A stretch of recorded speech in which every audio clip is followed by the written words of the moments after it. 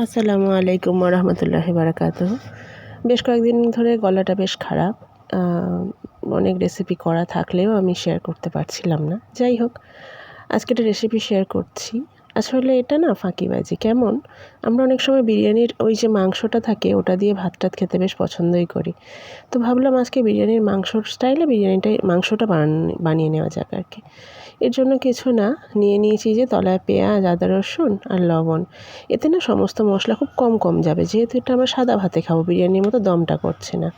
আর লঙ্কা গুঁড়ো আর সামান্য বিরিয়ানির মশলা, আর এই যে সামান্য আতর।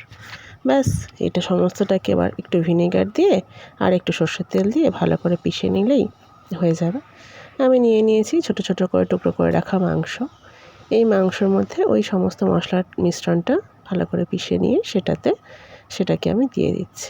তারপরে এই যে হাত দিয়ে ভালো করে মাখিয়ে নিয়ে এটা ম্যারিনেশনের জন্য কিছুক্ষণ রেখে দিলেই হবে। এবার নিয়ে নেব একটা কড়াইতে কিছুটা সাদা তেল। আমি এখানে সানফ্লাওয়ার অয়েল ইউজ করছি। আর তার মধ্যে কিছু গোটা গরম মশলা দিয়ে দিলাম। গোটা গরম মশলা দেওয়ার পর এই যে দিয়ে দিচ্ছি পেঁয়াজ কুচি। পেঁয়াজ বেরেস্তা এখানে আলাদা যেহেতু আর লাগছে না, পেঁয়াজ ভাজার একটা সুন্দর স্মেল এখানে আসে। দেখো পেঁয়াজগুলো এমনভাবে ভাজতে হবে যেন পেঁয়াজ রেগে লাল হয়ে যায়। আর যদি দেখো যে পেঁয়াজ সহজে লাল হচ্ছে না, তাহলে দিয়ে দেবো এই যে সিক্রেট মশলা সামান্য একটুখানি চিনি। দেখবে চিনি পড়লেই বাবু কেমন রেগে লাল হয়ে যায়। চিনি পড়লেই কিন্তু পেঁয়াজ সহজে লাল হয়ে যায় এবং সুন্দরভাবে ভাজা ভাজা হতে থাকে। এই দেখো অলরেডি লাল হতে শুরু করেছে, শুধু একটু রাগিয়ে দেওয়ার অপেক্ষা। এবার এই পর্যায়ে দিয়ে দেবো চিকেনগুলো। খুব লাল করার প্রয়োজন নেই, তাহলে করলেও কোনো অসুবিধা নেই।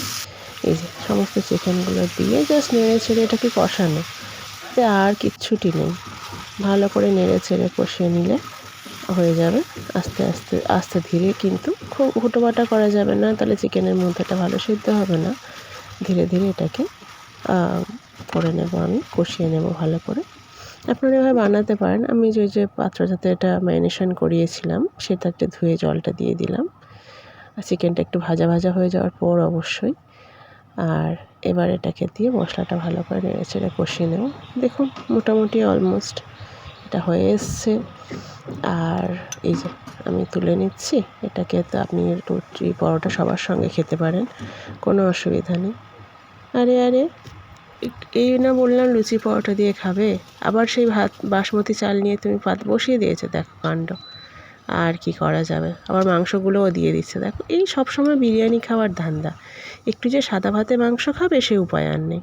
তা ভালো করেছো, দিয়েছো যখন তাহলে আর একটু বিরিয়ানির মশলা দিয়ে দাও, কারণ মাংসে তো মশলা কম আছে, তাই না? আর এই যে এই আলুগুলো দিয়ে দাও, তাহলে ভেজে আর কি করা যাবে।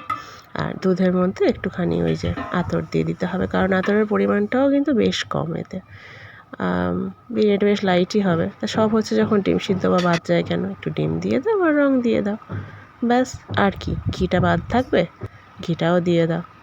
দেখো দেখি হালকা হালকা করে বিরিয়ানির মাংস খেতে গিয়ে বিরিয়ানিই বানিয়ে ফেললো, কি সর্বনাশ। ওই দেখো আবার গোলাপ জল দিতে ভুলে গেছিলাম। আর কি করা, দেখো নাও কি করতে গেলাম আর কি হয়ে গেল।